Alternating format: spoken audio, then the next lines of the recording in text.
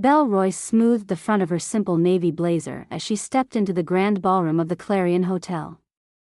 The room was gleaming with polished chandeliers, and thick carpets muffled the murmurs of the gathered investors. This was her moment, a chance to present her fledgling startup's financial projections to some of the city's most influential backers. Nerves fluttered in her chest, but beneath the surface, determination kept her steady. Hours of preparation had brought her here, and she refused to let anxiety show. She scanned the crowd, spotting a mix of sharply dressed individuals chatting with champagne flutes in hand. Among them was Mark Tremblay, a man whose reputation for ruthless investment decisions preceded him. Known as a titan who rarely gave newcomers the time of day, Mark chatted loudly with a group of peers, his booming laughter cutting through the hum of polite conversations. His pinstripe suit and dismissive smirk made it clear he saw himself as untouchable in this room. As the event organizer called Belle forward, she took a deep breath and moved to the lectern. The spotlight warmed her face as she began outlining her modest yet carefully calculated numbers. Eyes flicked between her and the slides projecting onto the screen behind her. Then, through the crowd, she caught Mark's gaze, and before she could finish her first point, he laughed, his voice loud and unmistakable.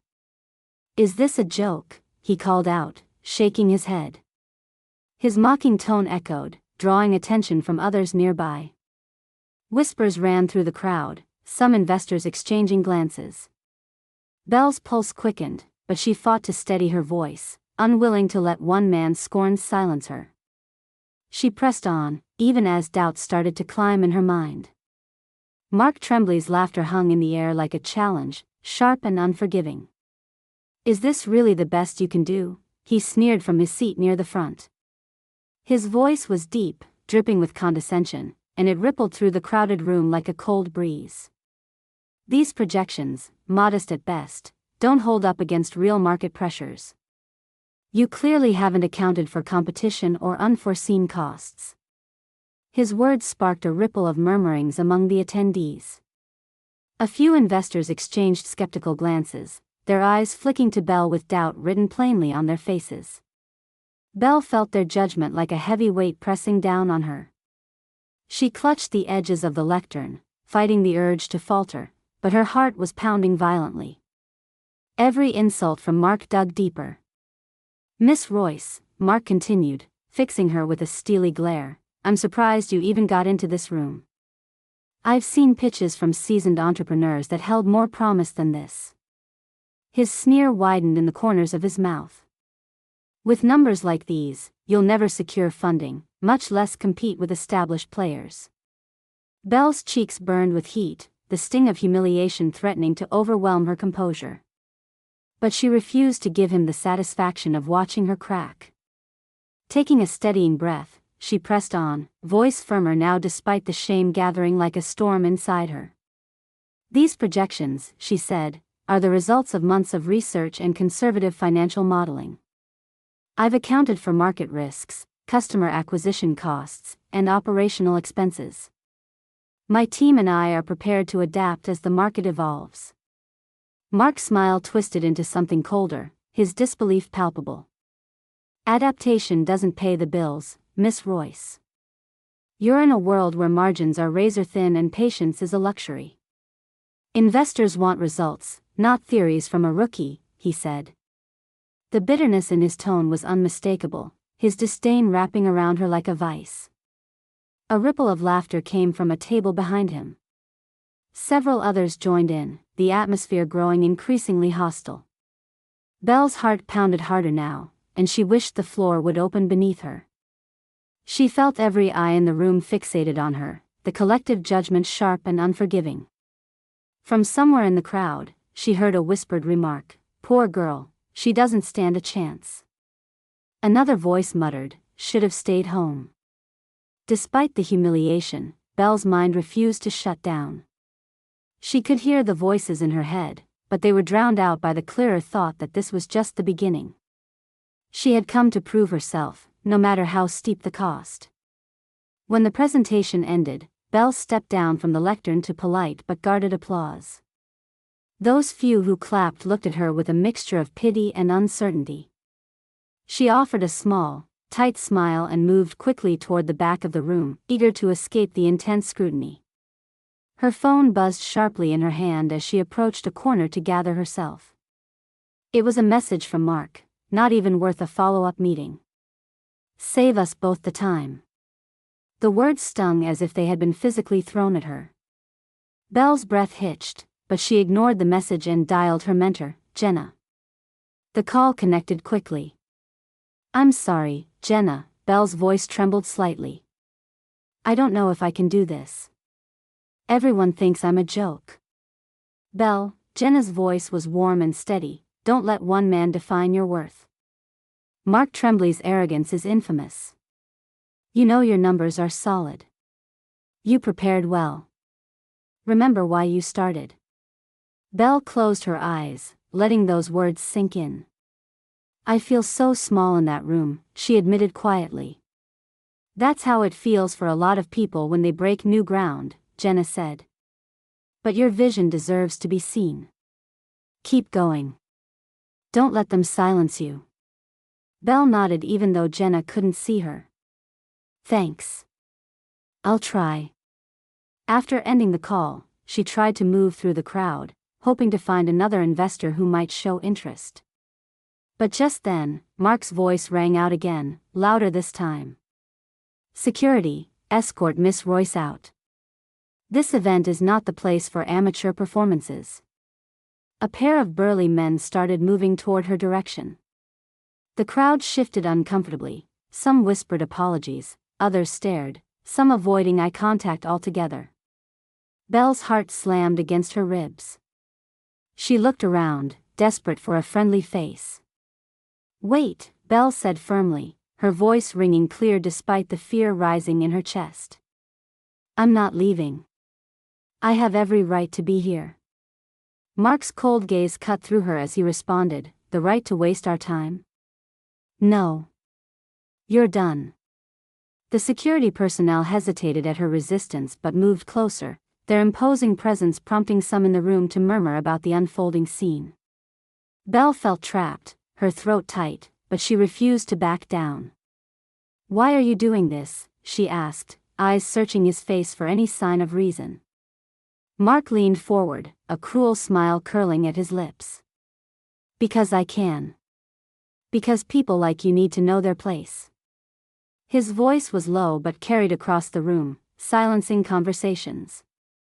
The humiliation was complete as all eyes settled on her. Belle's throat closed up. She felt the heat rise to her face, not just from embarrassment but from anger. This wasn't just about business anymore, it was about respect. From a nearby table, a few people exchanged awkward glances. A woman whispered to her companion, "This is harsh. No one deserves that." But no one stood up to intervene. Belle's mind raced. Should she fight back? Should she flee? The room felt suffocating, full of anticipations she could not meet. Her chance to make an impression seemed crushed under the weight of Mark's disdain. She glanced toward the doorway, hoping for some way out. Then her phone buzzed again, another message from Mark, "Don't embarrass yourself any further. Leave now." The moment stretched, heavy with silence as Belle stood still, surrounded by invisible barriers of judgment and exclusion. The crowd waited, the security men ready to act, and Mark's expression triumphant. Belle's shoulders squared. She wasn't out yet. The fight was far from over. But the question loomed large: how do you stand your ground when the world expects you to fall? The tension in the room was palpable, the expectant silence nearly suffocating as Belle Royce stood frozen amid stifled whispers and sidelong glances. Security personnel towered nearby, waiting for the signal to escort her out, and Mark Tremblay's smirk was a sharp blade cutting through the thick air. Suddenly, her phone vibrated again, drawing her reluctant attention. The incoming call was from a private number she did not recognize. Hesitant but curious, she answered, keeping her voice steady despite the chaos around her. "Ms. Royce? This is Daniel Crane from Crestview Bank," said a polished male voice, somewhere between urgent and formal. We've been reviewing your financial models, and, frankly, we're impressed.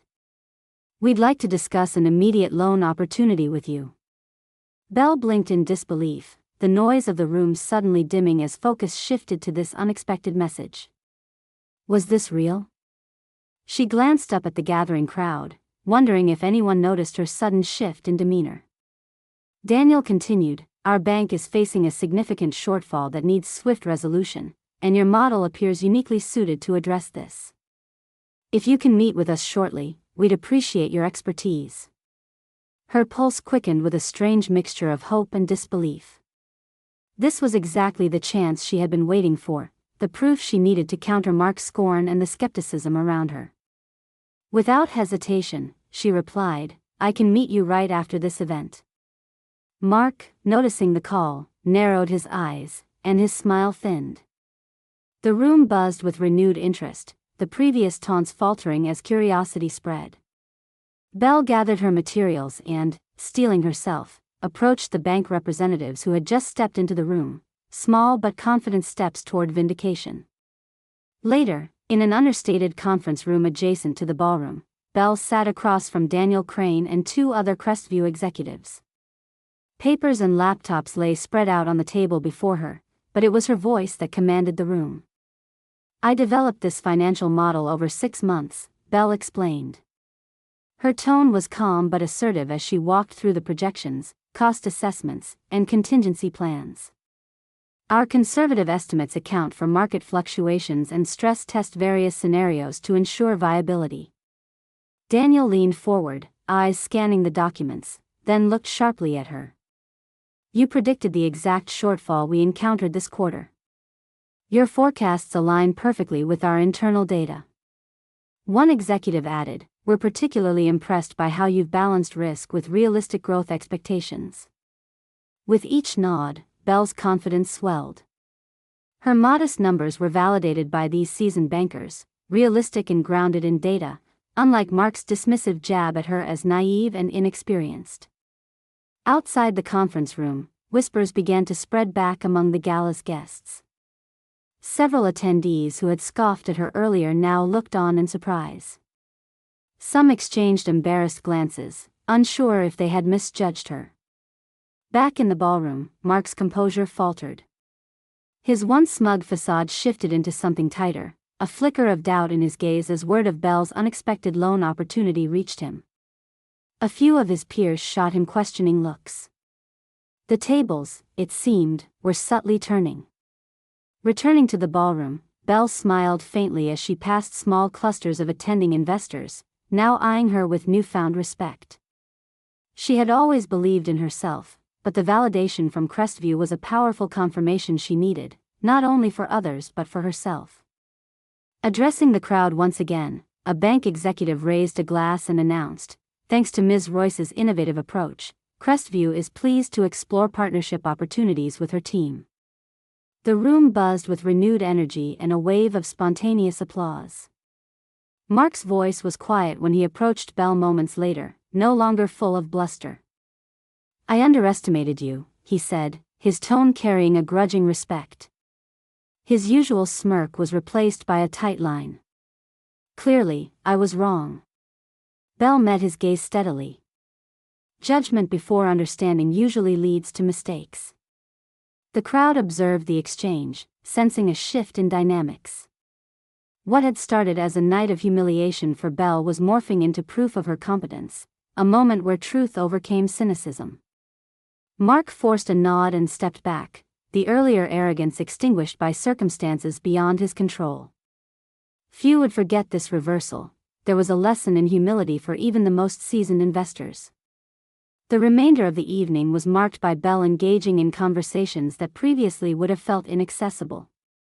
Investors sought her out, intrigued by her approach and the unexpected twist.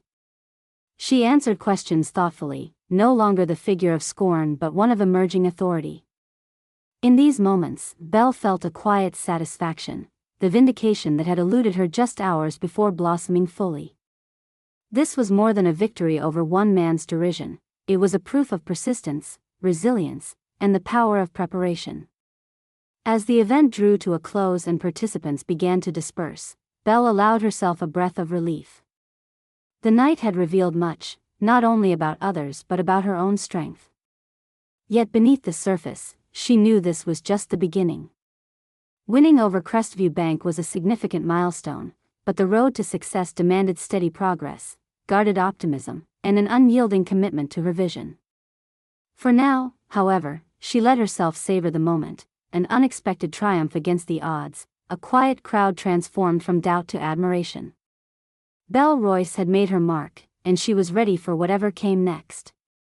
Belle returned to her modest office the next morning, the soft hum of the city outside filtering through the windows. The evening's upheaval still echoed in her mind, a whirlwind of humiliation, unexpected validation, and the delicate stirrings of newfound respect. Yet beneath the surface of the recent events lay a story far richer than just the numbers she had balanced on spreadsheets. She glanced down at the plain blouse and simple blazer she wore, attire that had drawn snide remarks from Mark Tremblay just hours before. It was not a reflection of her status but a deliberate choice born from years of experience. Belle was not simply a hopeful startup founder, she was a strategic financial consultant, known within industry circles as a sharp mind who could decode complex market patterns and build viable business solutions from scratch. Her decision to present her own venture at the gala had been a leap into unfamiliar territory. For years, Belle had counseled multinational corporations and financial institutions, working behind the scenes to craft strategies that steered fortunes. Yet the corporate world, with all its trappings, felt stifling. After a decade of travel-worn boardrooms and endless meetings, she yearned to create something of her own, a business that reflected her values and ambitions. The story of her journey to this point was not one marked by privilege or shortcuts. Raised in a modest neighborhood, Belle was the first in her family to graduate college, an achievement that had sparked dreams but also hardened her resolve to exceed expectations. She'd worn simple clothing growing up, where practicality outweighed fashion, and that sensibility endured even in her professional life. When she launched her startup, a project focused on sustainable financial tools for small businesses, she came with purpose over polish. Her pause that morning settled into memories of past mentors who had urged her to present herself authentically, to let substance reign over style. And so, stepping onto the stage at the gala, she carried not just her business plan but a quiet confidence forged through years of dedication. Despite the obstacles, Belle's commitment to her vision was unwavering. The dismissive laughter at the gala stung, but it did not deter her. In fact, it deepened her determination to prove that success was not always dressed in designer suits or flaunted with arrogance. It could be measured in logic, data, and the courage to challenge assumptions. Her office walls lined with books and charts spoke to the discipline behind her work. Years of study in economics, finance, and behavioral analytics had equipped her with a toolbox few could rival. Yet her humility remained intact. Victory was not in crushing opponents but in lifting her venture to sustainable growth. Still, she knew that earning respect was an ongoing process. The endorsement from Crestview Bank was a vital foothold, but partnerships needed nurturing, and trust required time. As the echoes of the gala faded, Belle opened her laptop and began drafting a follow-up proposal for Crestview, detailing how the loan would be allocated and the value it would create. Her phone buzzed with a message from Jenna, her mentor. "Proud of you tonight. You showed what many fail to see, strength beneath humility." Belle smiled softly, tapping back a quick thanks. Throughout the day, her thoughts drifted to the subtle nuances of the industry's expectations. Many judged by appearances and superficial data, barely scratching the surface beneath polished presentations. Belle represented a different kind of leader, one who understood that resilience and intellect made a formidable combination. She also reflected on Mark Tremblay's reaction earlier, noting the flicker of unease despite his prideful demeanor. His world could be shaken by just one credible challenge, and perhaps this moment was an invitation for humility on his part. Despite the victory, Belle's focus remained forward. Every consultation, every meeting she would now attend carried an added layer of purpose. No longer just offering advice, she was building her own path. This was a turning point, not a climax, where experience, passion, and principle converged. As dusk settled over the city skyline, Belle shut off her laptop and stepped to the window. The lights twinkled, a reminder of countless ventures and stories weaving through the urban fabric. Among them, hers would grow, powered not by flamboyance, but by conviction. The journey ahead was uncertain, filled with challenges no doubt, but one thing was clear: Belle Royce was no longer invisible. She had risen from dismissal and disdain to proof of competence and perseverance. And with every step, she would carry the lessons of yesterday, so that tomorrow, her work would speak louder than any sneer or skeptical gaze. The next phases of her venture awaited, and Belle was ready to embrace them, confident that her quiet strength would guide her through whatever came next. The weeks following the gala marked a shift in the city's investment circles, rippling quietly but undeniably through the corridors of power and prestige. Mark Tremblay found himself at the center of a subtle storm, a reputation once gilded by success and bravado now tinged with whispers of arrogance and short-sightedness. Those who once sought his approval began to question his judgment, and invitations to exclusive events grew more scarce. Word spread that his dismissive treatment of Belle Royce had been a miscalculation, not just of her capabilities but of the changing face of innovation and resilience. Colleagues who admired his ruthless style quietly distanced themselves, wary of the fallout from his public underestimation. Mark, accustomed to control and admiration, felt this shift acutely. Privately, he spent restless nights considering his actions, the consequences of his mockery that had backfired so publicly. The experience wasn't one he would openly admit as humbling, but the sting of diminished influence was undeniable. Meanwhile, Belle's world was transforming in the most gratifying ways. The partnership with Crestview Bank progressed swiftly, their loan providing not just capital but confidence. With resources secured, she expanded her team, investing in research and development, and set to work advancing her vision of sustainable financial tools tailored to small businesses. Her days became a whirlwind of strategic meetings, development check-ins, and investor presentations, each step building toward a future she had long dreamed of. Despite her growing success, Belle remained grounded, focused on the impact rather than the accolades. At an industry conference held several weeks later, Belle stood before an audience far larger and more diverse than that in the Clarion Hotel ballroom.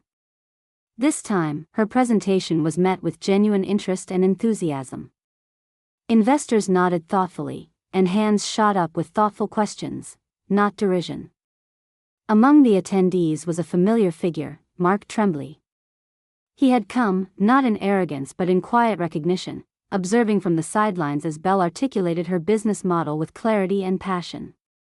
Their eyes met briefly during a break, and Mark offered a subdued nod. Later, as the conference concluded, Mark approached Belle, his tone measured and sincere. "You've done well," he said simply. "I let my pride cloud my judgment. I apologize for underestimating you that night." Belle regarded him thoughtfully for a moment before replying, "Respect isn't given lightly, it's earned. I hope this is the beginning of a better understanding." Mark nodded, a hint of humility softening his usual sharp edges. "I'll be watching your progress, and learning." The conversation ended on an unexpected note of mutual acknowledgement, a far cry from the contemptuous interactions of weeks before. Belle's vindication was not merely in the words shared or the shaken egos but in the tangible momentum of her business. The loan from Crestview Bank had unlocked doors to collaborations and contracts, her products gaining traction among small business owners eager for accessible financial solutions. Her team celebrated quietly in their sleek but unpretentious office. During these moments, Belle allowed herself to savor the success, mindful of how far she had come from being dismissed by Mark and the skeptical crowds. Yet, her gratitude was tempered with resolve. The challenges ahead remained numerous, and she was ready. Amidst the flurry of success, Belle extended a gesture of professionalism and grace by inviting Mark to a casual meeting. It was a chance not to reopen old wounds but to bridge gaps, to perhaps foster collaboration or at least mutual respect. Mark accepted, recognizing that humility could open doors anew. In the comfort of a small cafe, their conversation veered from cautious to constructive. They discussed industry trends, the need for innovation with integrity, and the importance of recognizing fresh perspectives. The sharp divide that once defined their relationship softened as they found common ground and shared passion for the financial world's evolution. Upon leaving, Mark expressed gratitude, a tangible sign of growth and apology that exceeded mere words. Belle walked away feeling a quiet satisfaction. This was not only about personal triumph but about changing narratives, breaking down barriers, and uplifting the value of persistence and knowledge over ego. As the year progressed, Belle's startup flourished. Her financial tools gained market share, helping countless small businesses thrive in a competitive environment. Invitations to speak at conferences and panels became frequent, her voice respected in circles where it had once been unheard. Friends and supporters saw her transformation from a cautious entrepreneur to an influential leader. Jenna, her mentor, often remarked, "You've not just built a business, Belle, you've built a legacy." One evening, after a long day filled with meetings and calls, Belle paused at the office window, watching the city glitter under twilight. Her thoughts drifted back to the night of the gala, the sting of Mark's laughter, the doubt in the whispered comments, the raw vulnerability she had felt. Now, all that seemed distant, replaced by pride and anticipation. She reached out to her online community, inviting them to reflect on the journey shared. "What would you have done if placed in my shoes?" she typed, fingers steady and confident. "Have you ever faced doubt or dismissal and found a way to rise above it?